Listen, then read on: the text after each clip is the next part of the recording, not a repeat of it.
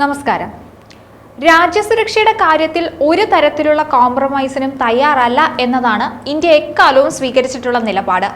സൈന്യത്തെ ആധുനികവൽക്കരിക്കുന്നതിലും പുതിയ സാങ്കേതിക വിദ്യ കരസ്ഥമാക്കുന്നതിലും നമ്മുടെ രാജ്യം എക്കാലവും മുൻഗണന നൽകിയിട്ടുണ്ട്. അതിന്റെ ഭാഗമായിട്ടാണ് ലോകത്തിൽ ലഭ്യമായ ഏറ്റവും പുതിയ യുദ്ധോപകരണങ്ങൾ സ്വന്തമാക്കാൻ നാം സദാ ശ്രമിക്കുന്നത്. ഫ്രാൻസിൽ നിന്നുള്ള റാഫാൽ യുദ്ധവിമാനങ്ങൾ വാങ്ങാനുള്ള കരാറിന് അനുമതി നൽകിയിരിക്കുകയാണ് കേന്ദ്ര സർക്കാർ എന്നാണ് പുറത്തുവരുന്ന വിവരം. 63,000 കോടി രൂപയുടെ കരാറാണിത്. നാവികസേനയ്ക്കായി 26 റാഫാൽ യുദ്ധവിമാനങ്ങൾ വാങ്ങാനാണ് അണിയറയിൽ പദ്ധതി ഒരുങ്ങുന്നത്.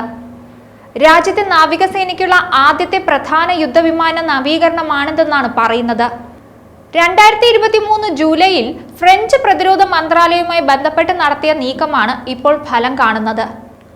അറ്റകുറ്റപ്പണി, ലോജിസ്റ്റിക്കൽ സപ്പോർട്ട്, പേഴ്സണൽ പരിശീലനം, ഓഫ്സൈറ്റ് ബാധ്യതകൾക്ക് കീഴിലുള്ള ഘടകങ്ങളുടെ തദ്ദേശീയ നിർമ്മാണം എന്നിവയ്ക്കുള്ള സമഗ്ര പാക്കേജും കരാറിൽ ഉൾപ്പെടുന്നുണ്ട്.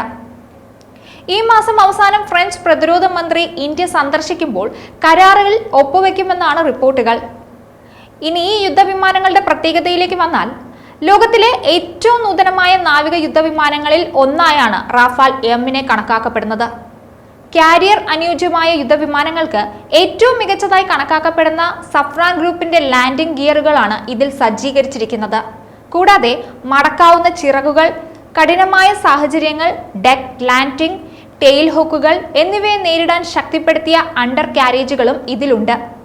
ഇന്ത്യൻ മഹാസമുദ്ര മേഖലയിലെ ചൈനീസ് പ്രവർത്തനങ്ങൾ നിരീക്ഷിക്കേണ്ടതിന്റെ ആവശ്യകത കണക്കിലെടുത്ത് സമുദ്ര ആക്രമണ ശേഷി ശക്തിപ്പെടുത്താൻ ഇന്ത്യ ശ്രമിക്കുകയാണ്. അതിനാൽ റാഫാലിന്റെ 22 സിംഗിൾ സീറ്റർ, 4 ട്വിൻ സീറ്റർ വകഭേദങ്ങൾ എന്നിങ്ങനെയുള്ള ജെറ്റുകൾ പ്രധാനമായും തദ്ദേശീയമായി നിർമ്മിച്ച വിമാനവാഹിനി കപ്പലുകളായ INS വിക്രാന്തിൽ വിന്യസിക്കുമെന്നാണ് അറിയുന്നത്.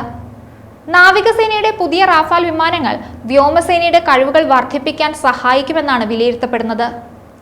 ഇതിൽ ഇന്ധനം നിറയ്ക്കുന്നതിന് നവീകരിച്ച സിസ്റ്റമാണുള്ളത്. അതുവഴി ഇന്ധനം നിറയ്ക്കുന്ന പോഡ് ഘടിപ്പിച്ച ഒരു ജെറ്റിന് മറ്റൊരു ജെറ്റുമായി ഇന്ധന ടാങ്കറായി പ്രവർത്തിക്കാനും സാധിക്കും. ഇത് സൈനികർക്ക് കൂടുതൽ നേരം വായുവിൽ തുടരാൻ സഹായിക്കും. നേരത്തെ വ്യോമസേനയ്ക്ക് വേണ്ടി 36 റാഫേൽ ജെറ്റുകൾ ഫ്രാൻസിൽ നിന്ന് ഇന്ത്യ വാങ്ങിയിരുന്നു.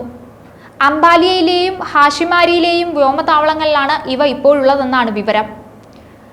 ഇതിനുശേഷം ഫ്രാൻസുമായി ഇന്ത്യ നടത്തുന്ന രണ്ടാമത്തെ വലിയ കരാർ കൂടിയാണിത്. പ്രതിരോധ മേഖല രാജ്യത്തിന്റെ സുപ്രധാന മേഖല തന്നെയാണ്. മറ്റു രാജ്യങ്ങളിൽ നിന്ന് ആയുധങ്ങൾ വാങ്ങുന്നതിനൊപ്പം നിരവധി രാജ്യങ്ങളിലേക്ക് ഇന്ത്യ ആയുധങ്ങൾ കയറ്റുമതിയും ചെയ്യുന്നുണ്ട്. അതിൽ അമേരിക്ക, റഷ്യ പോലുള്ള മുൻനിരയിലുള്ള രാജ്യങ്ങളിലേക്കും കയറ്റുമതി ചെയ്യപ്പെടുന്നുണ്ട്. എന്തായാലും പുതിയ കരാർ പുതിയ കാലത്തിന്റെ വെല്ലുവിളികളെ നേരിടാൻ ഇന്ത്യയെ സജ്ജമാക്കുമെന്ന് തന്നെ പ്രതീക്ഷിക്കാം. മറ്റൊരു വീഡിയോയുമായി വീണ്ടും കാണാം. ന്യൂസ് ഡെസ്ക്, ഈനാട് മലയാളം.